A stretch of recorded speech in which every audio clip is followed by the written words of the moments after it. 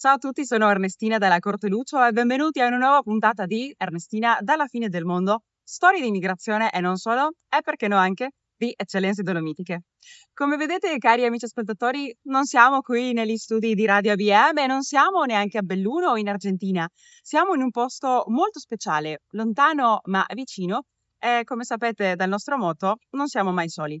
Siamo qui a Cochem, in Germania, per raccontare una storia di immigrazione che già conoscete, ma che approfitteremo di un'importante occasione per raccontarla, per riscoprirla e per parlare di futuro. Venite con noi. Venite con me in questo speciale di 2 puntate che dedicheremo a un traguardo importante non solo di una famiglia di zoopedicadore, ma anche di una storia di migrazione bellunese. Dalla redazione di Ernestina dalla fine del mondo abbiamo voluto onorare il nostro 6° compleanno raccontando una storia di migrazione che è stata tra le primissime ad essere raccontate su questa trasmissione.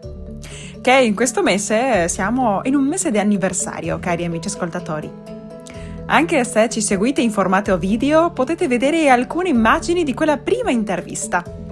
Forse già sapete di chi sto parlando. È la storia di una famiglia che ha radici pure alla fine del mondo e da dove avevamo iniziato a raccontare questa storia che rappresenta una pagina importante delle migrazioni bellunesi nel mondo. Sto parlando della famiglia Bortolot e i suoi primi 130 anni della gelateria omonima, guidata dal capofamiglia, il grande ufficiale Fausto Bortolot. Loro, da zoopedicadore, sono andati in Germania l'11 giugno 1896 e per raccontare questo traguardo ci siamo messi in moto.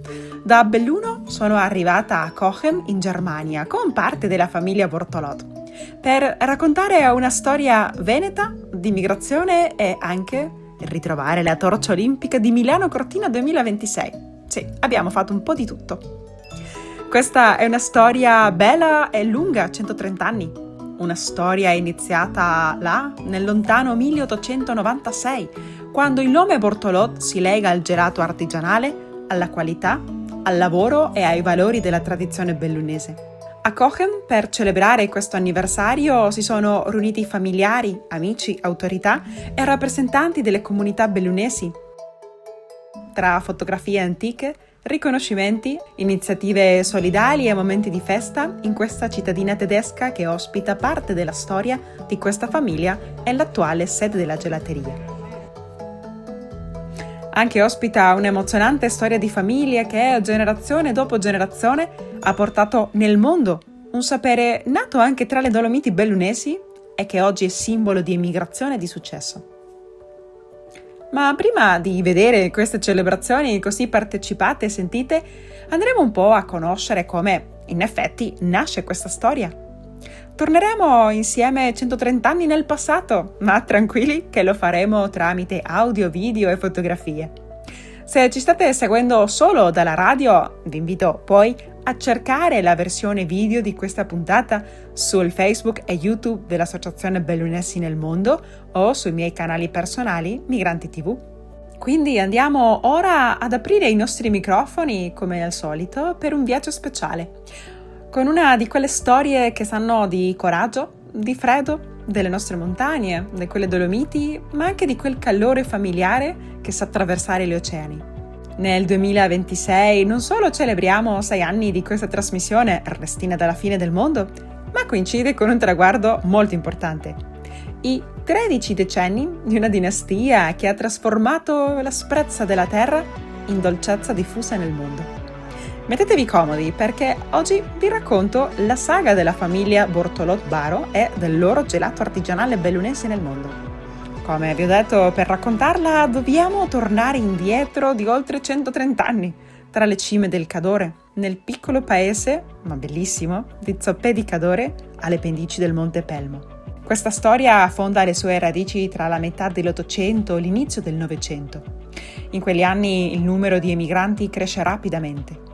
La durezza della vita in montagna e la povertà spingono molte famiglie a lasciare la propria terra in cerca di un futuro migliore.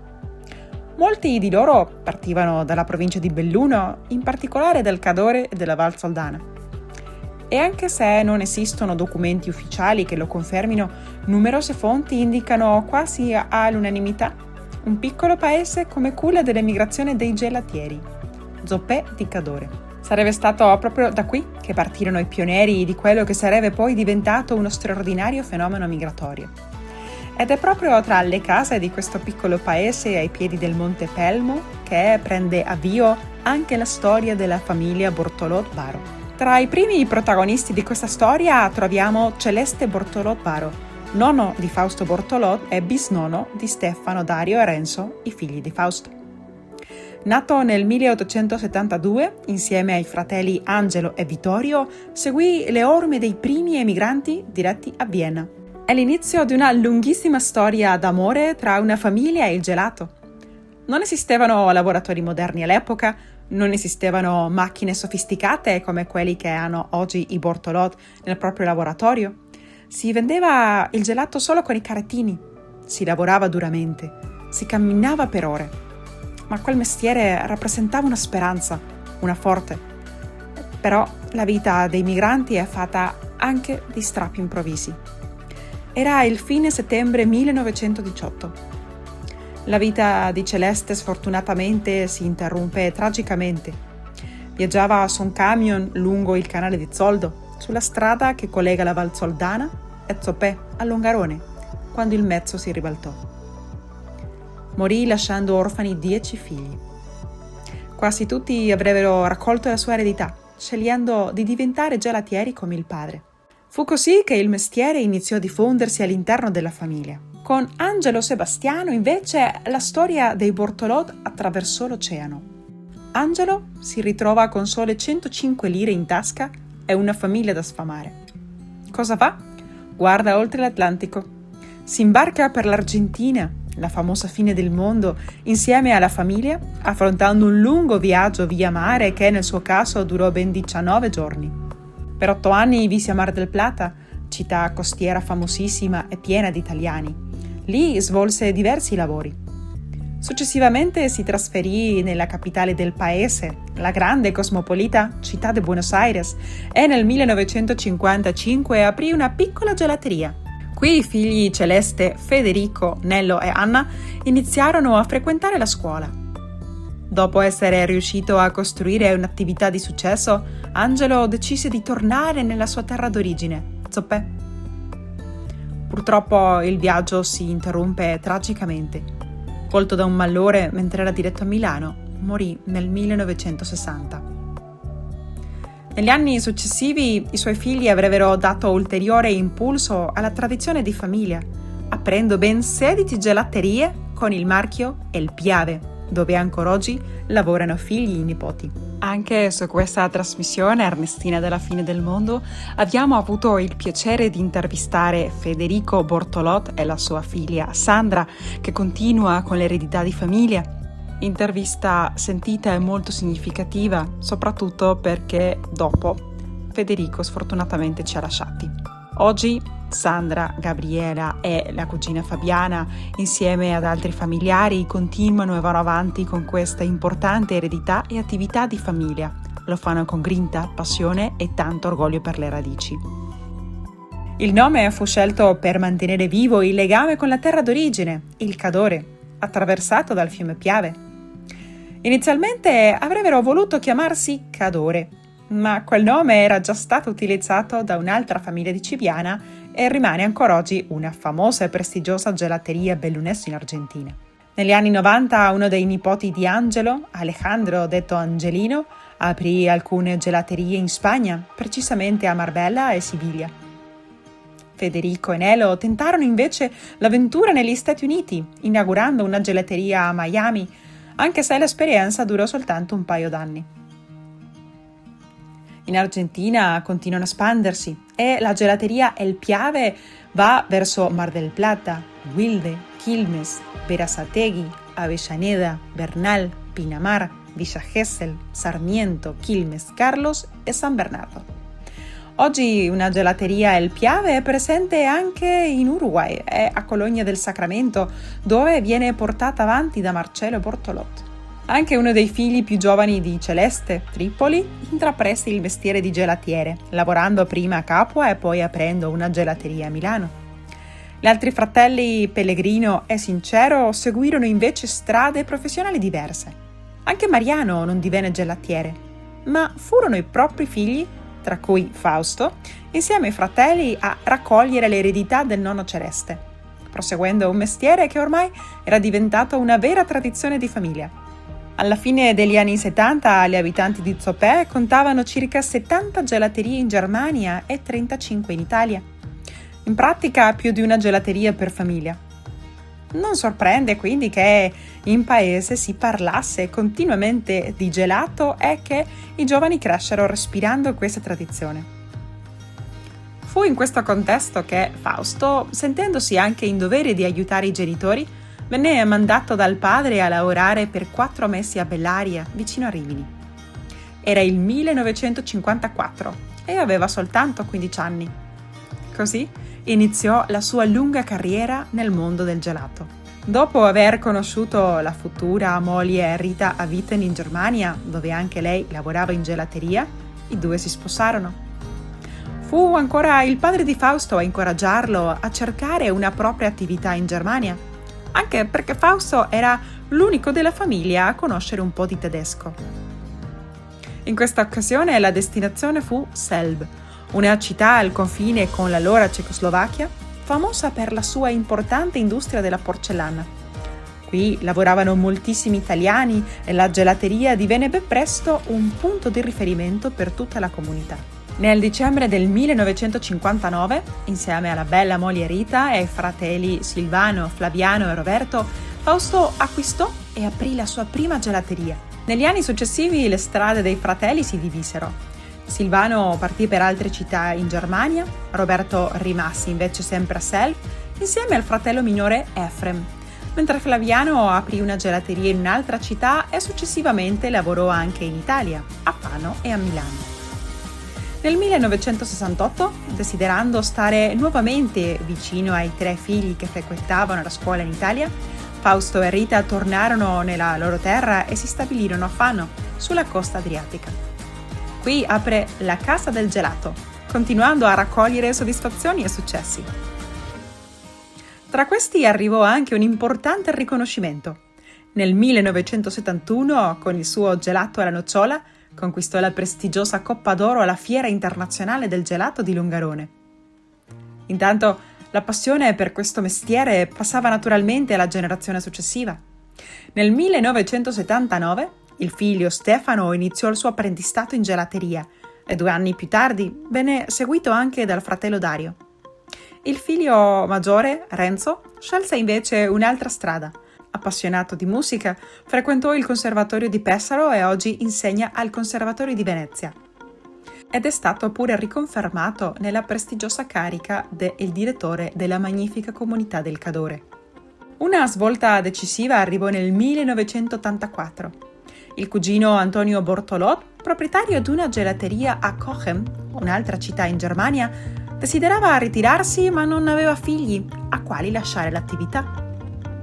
Chiese così a Fausto di raccoglierne l'eredità. Fu in questo modo che la famiglia Bortolot arrivò a Cochem, sulle rive della Mosella.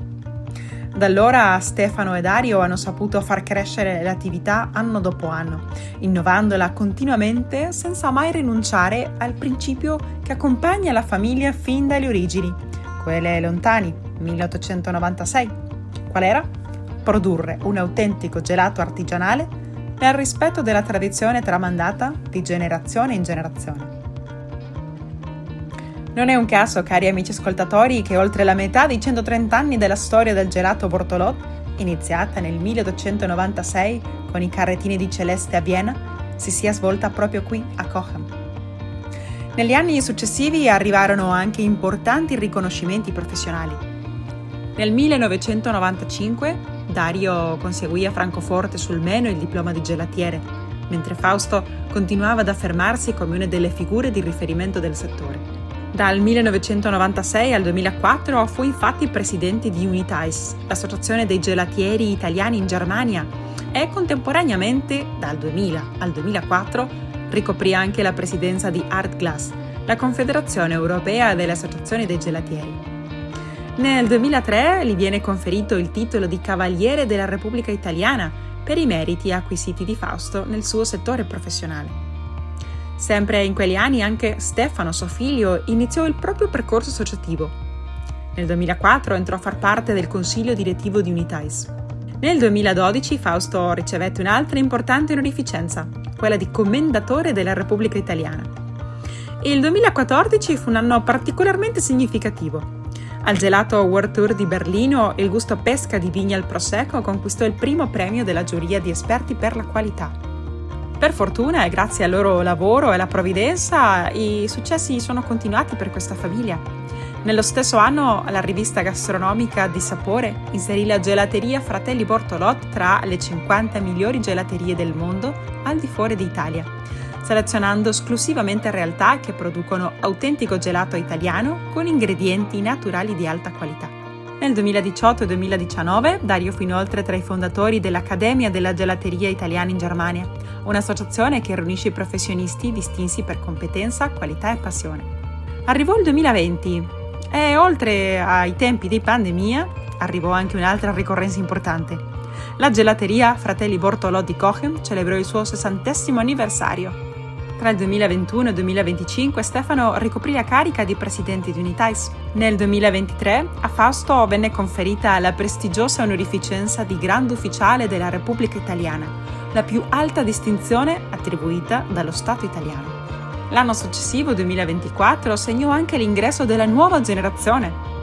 Matteo, Francesco e Marta iniziarono il loro apprendistato nella gelateria di Cochem, portando avanti una tradizione familiare ormai più che centenaria. Sempre nel 2024, Stefano fu eletto presidente di Arglass, la Confederazione Europea delle Associazioni dei Gelatieri, coronando un percorso iniziato molti anni prima. Nel 2025, inoltre, la gelateria Fratelli Bortolot di Cochem entrò a far parte del progetto europeo Gelato on the Road, che riunisce gelaterie selezionate di diversi paesi europei lungo quella che oggi viene chiamata la strada del gelato. E arrivando a questi giorni, questo 2026, è qui che la famiglia Bortolot ha raggiunto un traguardo davvero straordinario. 130 anni di tradizione familiare nel mondo del gelato. Una storia iniziata tra le montagne del Cadore e arrivata fino alle rive della Mosella, attraversando generazioni, paesi e continenti, ma rimanendo sempre fedele agli stessi valori: famiglia, lavoro, qualità e passione per il gelato artigianale. Dopo aver scoperto insieme gli inizi di questa storia, è facile capire la gioia nell'arrivare a questo traguardo.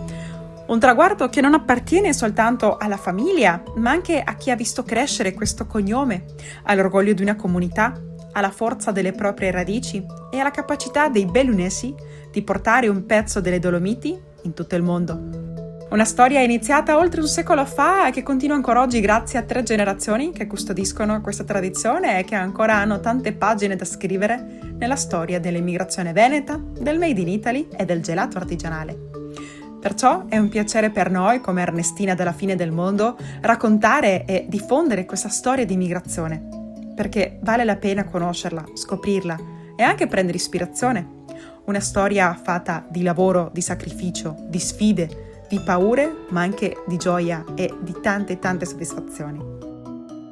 Oggi questa nostra prima puntata finisce qui. Vi aspettiamo alla prossima per continuare a scoprire com'è stata questa festa per i 130 anni della famiglia Bortolot e della gelateria a Cochem in Germania.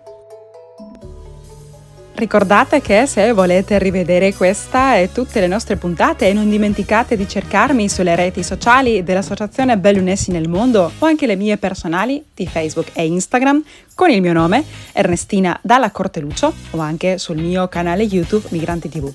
Vi aspettiamo alla prossima puntata per continuare a scoprire questa storia nella puntata 2. Vi saluto da qui e ricordate, come dice il nostro motto, vicini e lontani, mai soli. Ignazio dalla Corteluccio per la musica e il montaggio e Patrizia Lucio alla regia.